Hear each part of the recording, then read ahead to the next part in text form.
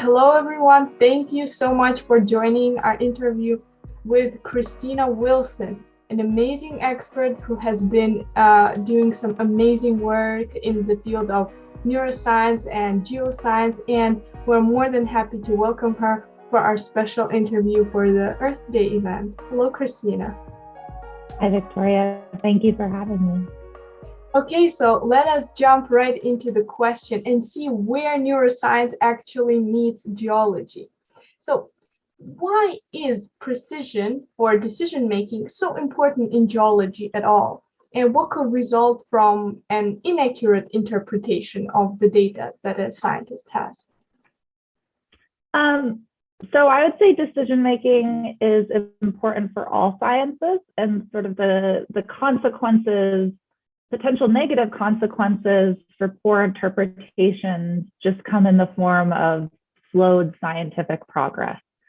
And so I think that's true of sciences generally. I think what makes geoscience different is that there are also social and commercial and economic consequences for geoscience decisions, because geoscience interpretations go on to inform things like climate policy, waste storage, resource extraction, like resource management. And so these, because of that, I'd say there's a little added importance to making sure that the quality of geoscience interpretations and the progress of geoscience as a whole is as strong as it can be. Got it. Thank you. And how do we usually, as people, make decisions? What can influence those decisions apart from rigorous scientific data? So I'm a cognitive scientist by training, and my kind of expertise is in how humans make decisions. It's a complicated process. I'll do my best to sort of simplify it by giving you an analogy of the relationship between a reporter and an editor. So a reporter is the one who's responsible for doing most of the information collection.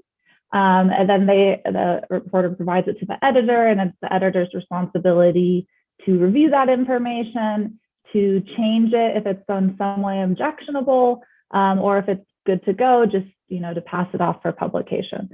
So in the same way, in the human mind, we have a reporter and an editor. A reporter is this set of intuitive processes that provide potential solutions to decisions, and this often occurs sort of automatically and without effort. So to give you an example, if I ask you what 2 + 2 is, the solution just comes into your mind. You don't really need to think about it. That sort of process occurs intuitively. So it is the job of the mind's editor to evaluate those intuitive responses and either to endorse them or to prevent them from being executed. The thing about the mind's editor is that it's a little bit lazy, and it's also constrained by a limited capacity of resources. So what this means is that there are times when these intuitive responses can be endorsed when in fact they should be stopped or overridden. And so this balance of intuition and deliberative processes is the way that we as humans make decisions. I'll say, to answer your question about how this could be better, a lot of blame gets put on intuitive processes, but these are actually what allow us to navigate the world efficiently. So it's actually a pretty amazing thing about the human mind that it can condense an entire set of experiences and then very rapidly provide you with a solution to a new problem based on its past experiences, and all without you having to sit there and deliberate about it. So, regular people, scientists, experts of all kinds, we rely on these intuitive processes quite a bit. Like I said, the problem arises when the intuitions result in responses that are just not a good fit for the environment, and the editor doesn't catch that. And so when that occurs, we kind of refer to that process as, or refer to the result of that process as human decision bias, which just reflects that you're relying on a process that's not a good fit for the environment. So a whole almost half a decade, or a little over half a decade of research in cognitive psychology has shown that all people are vulnerable to decision biases. So when it comes to the science of decision making, my particular framework, I guess, is to try to understand how bias in science decision making can be reduced.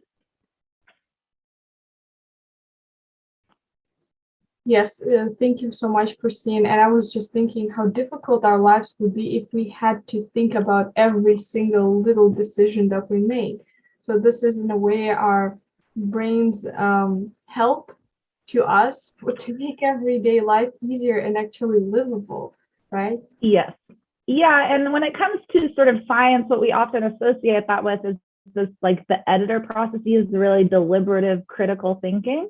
But it's important to note that it's some combination of the two, because we can't only rely on that system because it's just limited. There's only so much kind of mental effort that you can put forward on a task.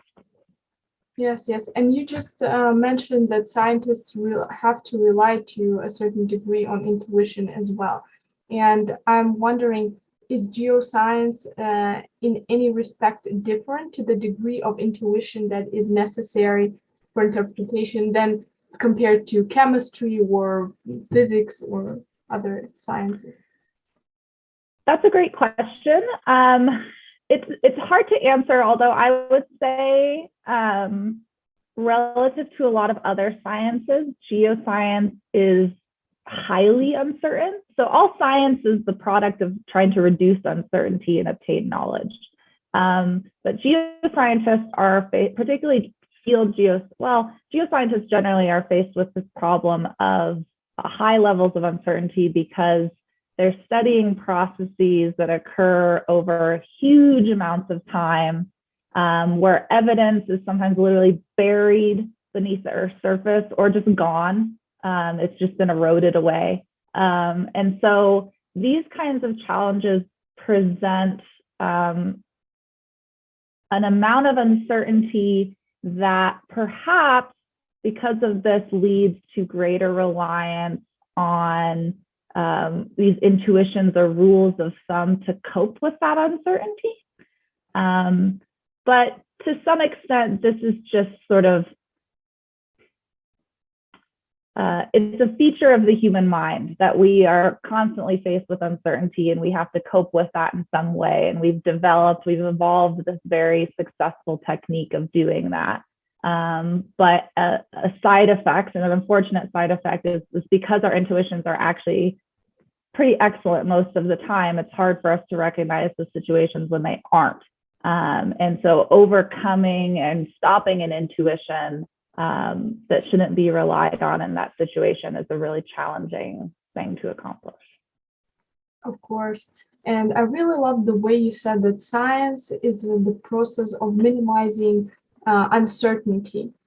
And I was wondering if you could tell us more about ways that scientists can reduce this bias that might get in the way of them interpreting the data accurately. Like, what modifications could be made to the environment? What modifications could be made to the person? And yes, go ahead. So there is a decent amount of research in cognitive psychology about how to overcome biases. I will say there's more research on identifying and characterizing what all the various biases are and the conditions in which they occur. For whatever reason, it's more fun to study the failures than it is to try to fix the failures. But also, it's just really, it's just very challenging to do. So as an individual, you can imagine, in order to overcome a bias, so let's give a concrete example of a bias. Confirmation bias is one that probably a lot of people have heard of. So this is when you interpret ambiguous information as being consistent with a prior held belief. And so oftentimes confirmation bias is shown in the context of giving people some information and then, based on some, belief that they have, maybe a political belief, they interpret that information quite differently. In science, confirmation bias might appear in the fact that, I tend to study a particular type of phenomena, and when I'm in this area, I have a pre-existing kind of tendency to see that phenomenon in front of me. So with confirmation bias, in order for me to de-bias myself, I have to recognize that the bias has occurred. I have to enact some appropriate strategy to deal with that bias. I have to do that successfully. And then I have to make sure that it works. And that is a lot to put on a person, particularly, identifying biases is hard enough. If you have knowledge of a strategy, then to de-bias yourself, enacting that strategy is effortful. And because we know that biases can occur because our editor is overworked, meaning that you're dealing with some cognitively complex problem already, asking somebody to then engage in another complex process of de-biasing themselves it's a lot to put on a decision maker. There are some techniques that have been shown to work with sort of differing levels of effectiveness, or I should say varying levels of effectiveness. So one common one is simply to consider the opposite. So this is like a mental strategy of, what else could it be, basically. In geoscience, actually, we could kind of map this onto the process of generating multiple working hypotheses. So if you have a hypothesis about what's happening in an area, stopping and saying, okay, but what else could this be? What else is plausible here? That, is a strategy for de-biasing against confirmation, and it's also just kind of good science practice. So, I would say some of these strategies that you enact yourselves are things that scientists already do. But like I said, it's challenging. So the kind of consensus in cognitive psychology is that rather than place the responsibility of de-biasing onto the decision maker, that a better strategy is just to change the way the environment is set up to encourage the decision maker to behave or make better decisions. And so this is kind of popularized by Cass and Sunstein in their book, Nudge, if you're familiar with that.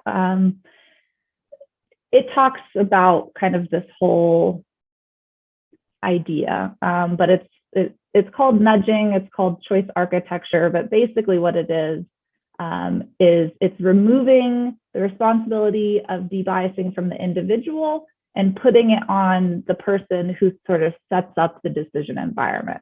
And the important thing to note about this is that there's no neutral, so every way that an environment is set up is pushing somebody to do one thing.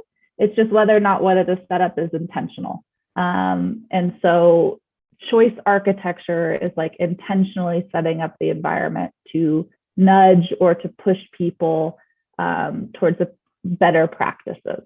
And so you might, in science, think about this in the context of software that promotes a certain workflow.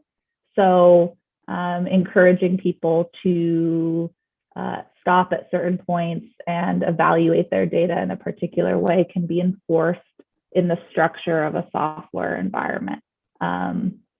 It might also, for students, be enforced in kind of field camp. So in field camp, students are often taught a certain practice of conducting field work, and so that practice can be conceived of as an architecture for making decisions.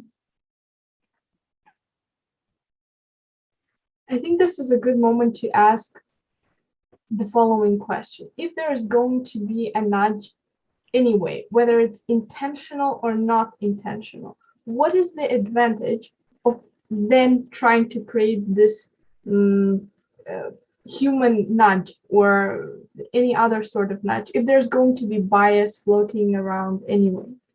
So I think the point is that if we know the environment pushes people and modifies people's behavior, and by the way, this is sort of at a broad scale. So there are individual differences. It's not like I can make one change to the environment and that means everybody will do this thing.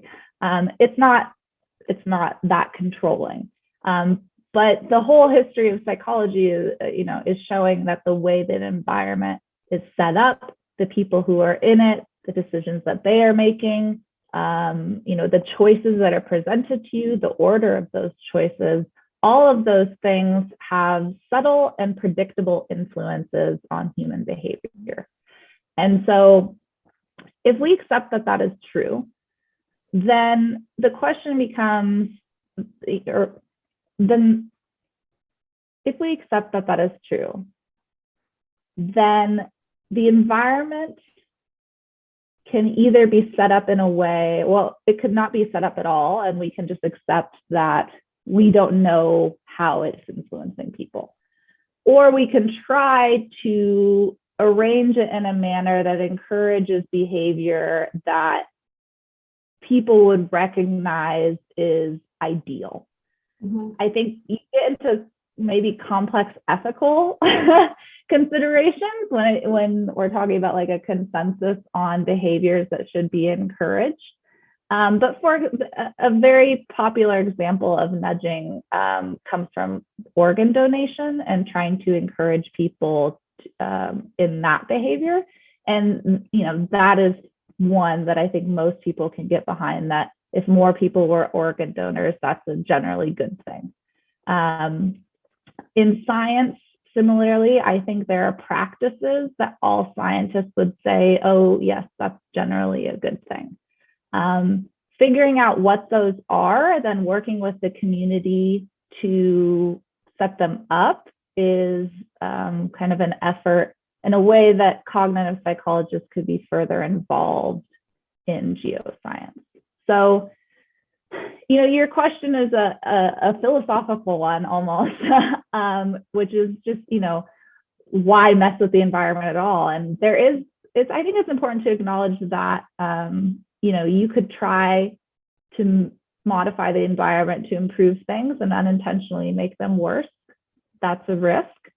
But again, accepting that no matter what way the environment is set up, intentional or not, it's going to have an influence. My argument would be it's better for that influence to be intentional and well-reasoned than just random. Sure, especially since it is also based on prior knowledge, prior decisions that were made. That is a very good answer. I appreciate it. And the last thing before we speak about your work would be, where does AI fit into this picture? How can it help nudge people in the right directions to make responsible choices?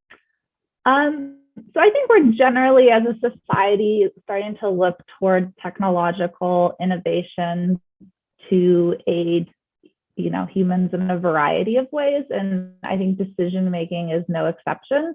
And so there is, a huge potential for basically decision support systems based on artificial intelligence to aid human decision makers. I'd say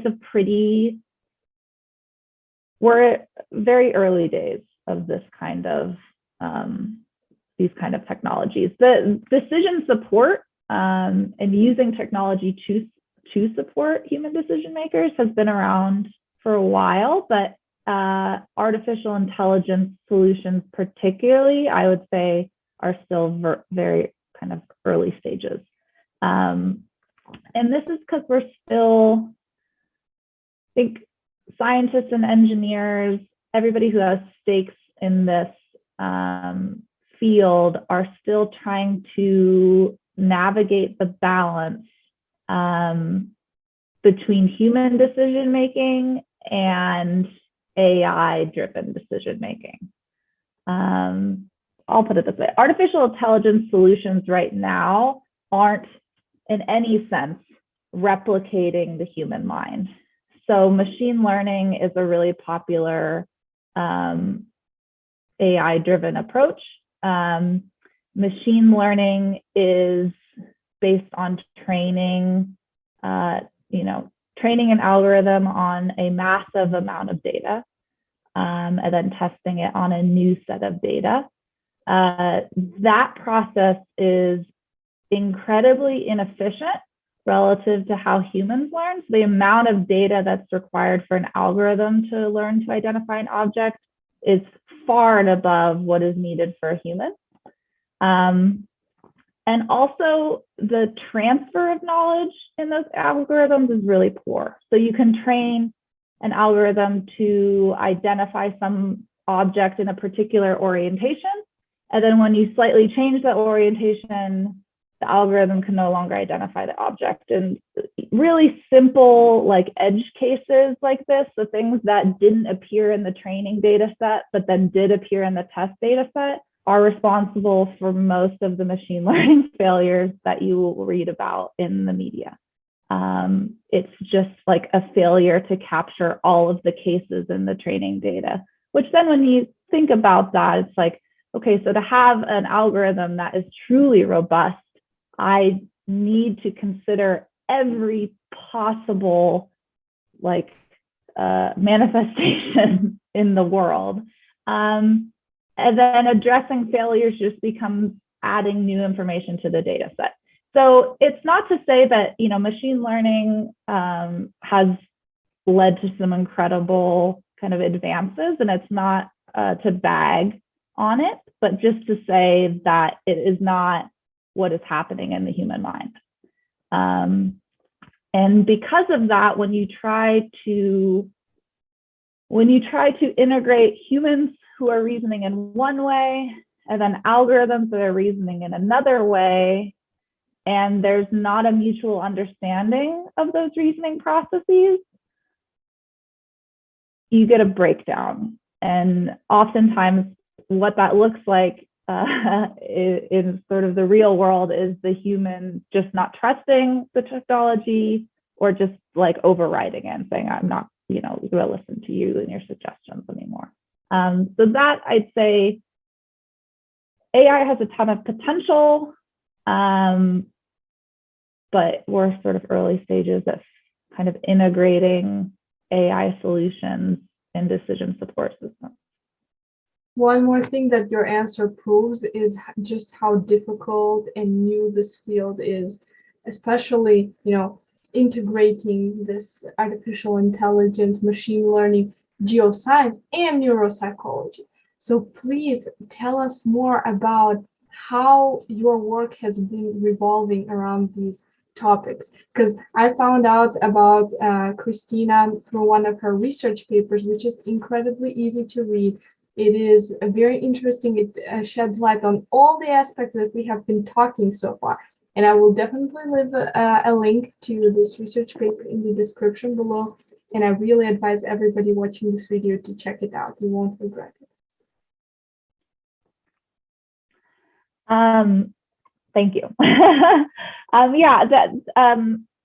would also, I'm a little biased because it's my paper, that I had a great help with geoscience collaborator, Claire Bond, and then cognitive scientist, and my mentor, Thomas Shipley.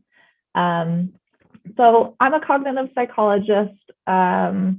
I studied decision-making in the lab, and using more kind of disciplinary traditional approaches.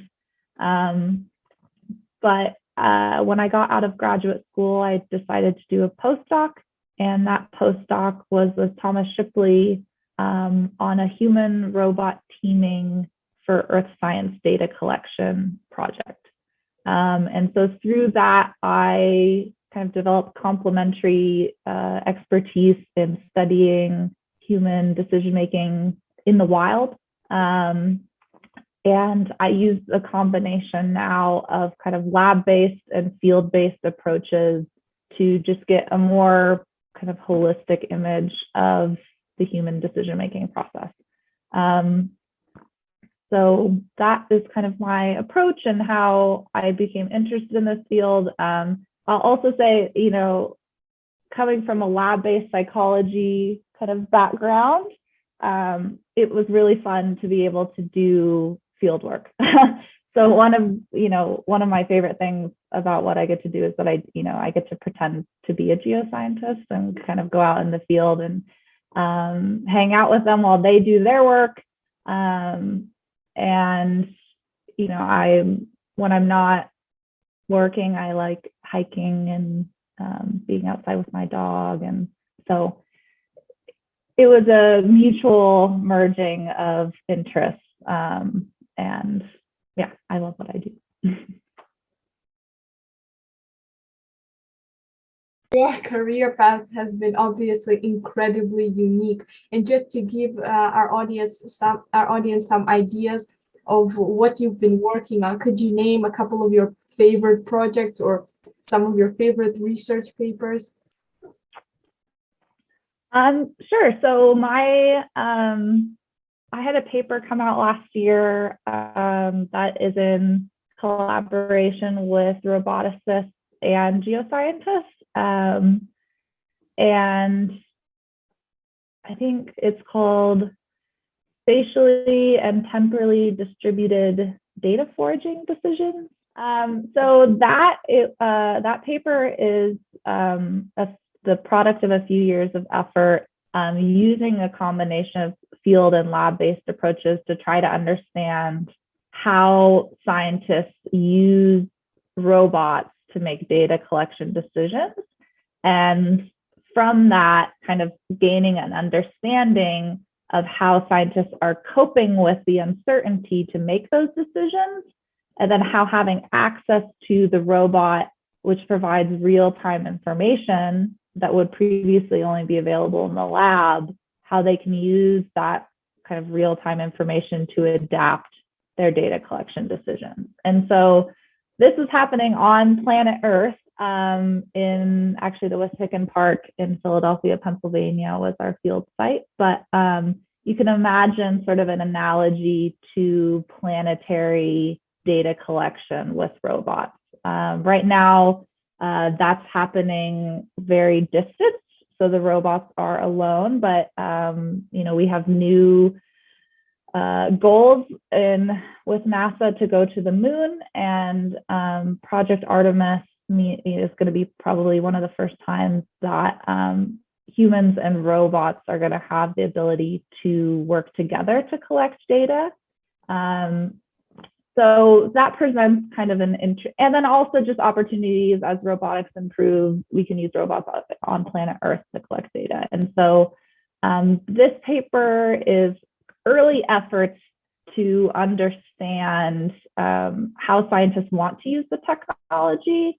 And really what we're kind of trying to get at is that tension that I mentioned earlier between AI-based approaches and kind of how the human would go about making decisions without the intervention of the AI. And so that paper particularly describes how humans have made decisions. Since publishing that, we're working on basically taking the human understanding and translating it to a quantitative algorithm that then a robot can use to predict what the human decision maker will do next. So what my collaborators and I are working on is kind of a human-informed robotic decision support. So a robot is making data collection suggestions based on inferred human objectives. And that means that the robot and the human have a shared understanding and a shared reasoning process, which hopefully will result in more collaborative efforts between robot and human, moving robots towards kind of more intelligent agents. And it must accelerate the process of data collection by a huge amount of time, right? So that's a great question. In theory, yes. But robotics, like AI, a lot of these tech fields still very early stages. And so the potential of robotics is great. And the potential to collect a lot of data using robots is great. But there are some very real world constraints. So battery life, the ability to navigate a unknown and hostile environment. You and I take for granted that, you can walk over uneven terrain, you can walk up a slope of above a certain steepness, you can walk down that slope of a certain steepness. If it's muddy, you can, make minuscule adjustments in your gait to account for that. It's all incredibly sophisticated. Robots, I was once told by a colleague that robots have the mobility of a toddler. So if you wouldn't take your toddler on the terrain, it's very unlikely that the robot is going to be able to successfully move over it for very long. That being said, all of this is improving, all the time. So when we improve robot mobility over complex terrains, when we improve multi-robot coordination, because that's the other solution to battery life problems, is to have multiple agents, but that means that those multiple agents have to coordinate amongst themselves. So there are still innovations to be made in robotics before a robot would be like commercially available to assist with data collection. All of this right now, outside of NASA, pretty much occurs in a scientific research-based realm.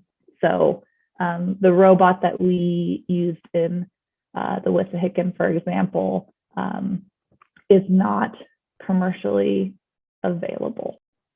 Yeah, but the video is super fun to watch though. So it's great.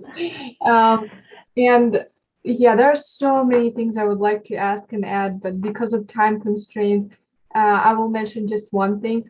Cristina is currently working at an Ivy League university. So just take the time to appreciate how much innovation and, all the frontiers of geosciences and robotics that she is able to see on an everyday basis. And I think it's a good point to move on to, this sort of inspirational part of our interview. What has inspired you to take such an outstanding career? I wish I could say there was some forethought, but there really wasn't. I sometimes characterize myself as a science crow, in that I like shiny things. Ultimately, I decided to do this postdoc just because it was shiny. I was like, humans and robots. It was so different from anything that I had done.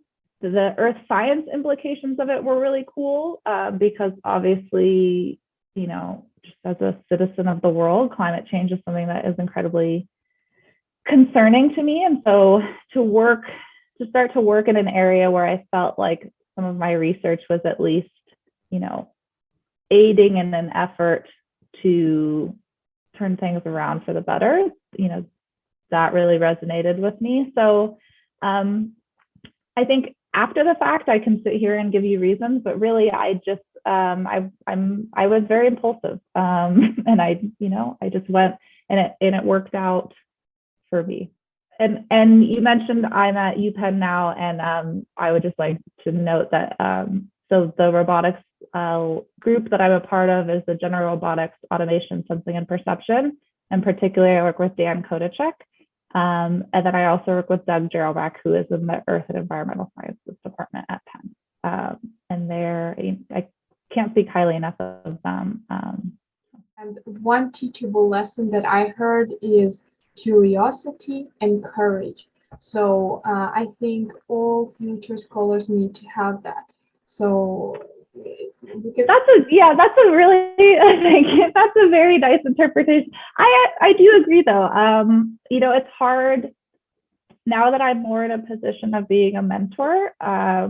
it's sometimes challenging to figure out what are the traits that define being a successful scientist. But I will say you definitely hit it with curiosity, at least in my opinion. I think that there is a certain level of intellectual curiosity that is a really good fit for being a researcher, because there are numerous questions to be answered about the world. So if you're a curious person, there's a lot of space in science for those types of people.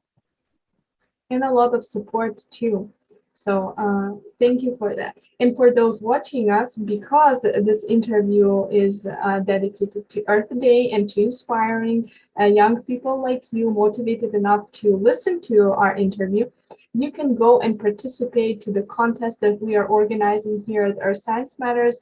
You will be able to choose to write an essay, to make videos, everything that you want. Courage and curiosity and creativity is always encouraged at Earth Science Matters Foundation.